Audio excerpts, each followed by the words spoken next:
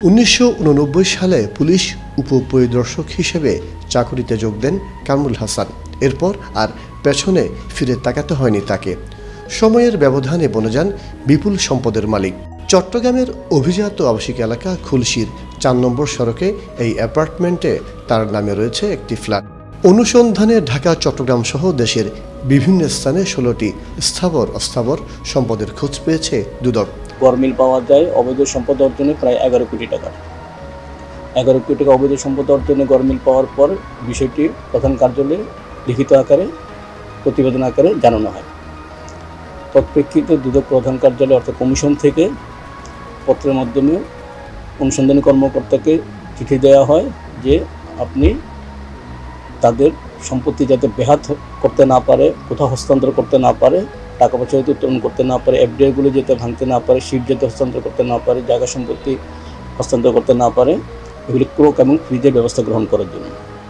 ক্রোক এবং ফ্রিজের জন্য অনুসন্ধানী কর্মকর্তা ইমরান হোসেন, তিনি বিজ্ঞ মহানগর সিনিয়র স্পেশাল ডাইরেক্টর আদালতে আমার মাধ্যমে আবেদন করলে আমি বিজ্ঞ আদালতে আবেদন করি এবং বিজ্ঞ আদালত গতকাল ক্রোক এবং ফ্রিজের আদেশ প্রচার করে এবং এখানে উল্লেখিত প্রায় ১১ কোটি টাকার মতো অবৈধ সম্পদ অর্জন, এই সম্পত্তিগুলি যাতে বেহাত হতে না পারে এবং সেগুলি ক্রোক করার এবং ফ্রিজের আদেশ প্রদান করে।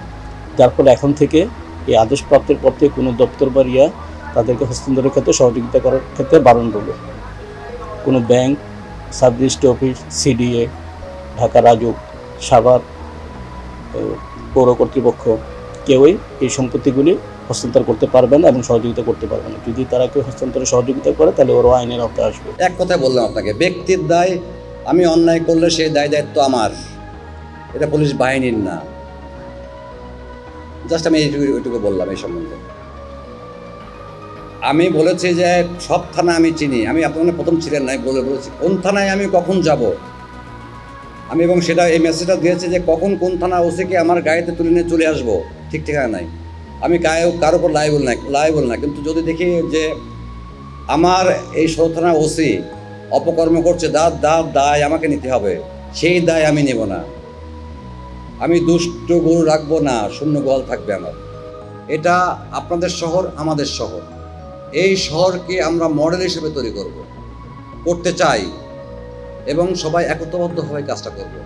আমি একা পারবো না, আপনাদের সবার সহযোগিতা নিয়ে আমরা এবং আমার যারা পরিচিত এখানে যারা রয়েছে, আমি যেটুকু জানি এখানকার যে আমাদের যে মেয়র সাহেব রয়েছেন অত্যন্ত ভালো মানুষ, আমার সঙ্গে কয়েকবার দেখা হয়েছে।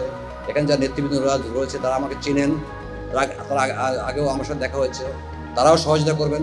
আমরা সবাই মিলে আমরা একটা মডেল তৈরি করি যাতে সারা বাংলাদেশ দেখুক যে না সিএমপি একটা মডেল সিটি হয়েছে এবং সবার সহযোগিতায়, শুধু আমার উদ্যোগে নয়, আপনাদের উদ্যোগে।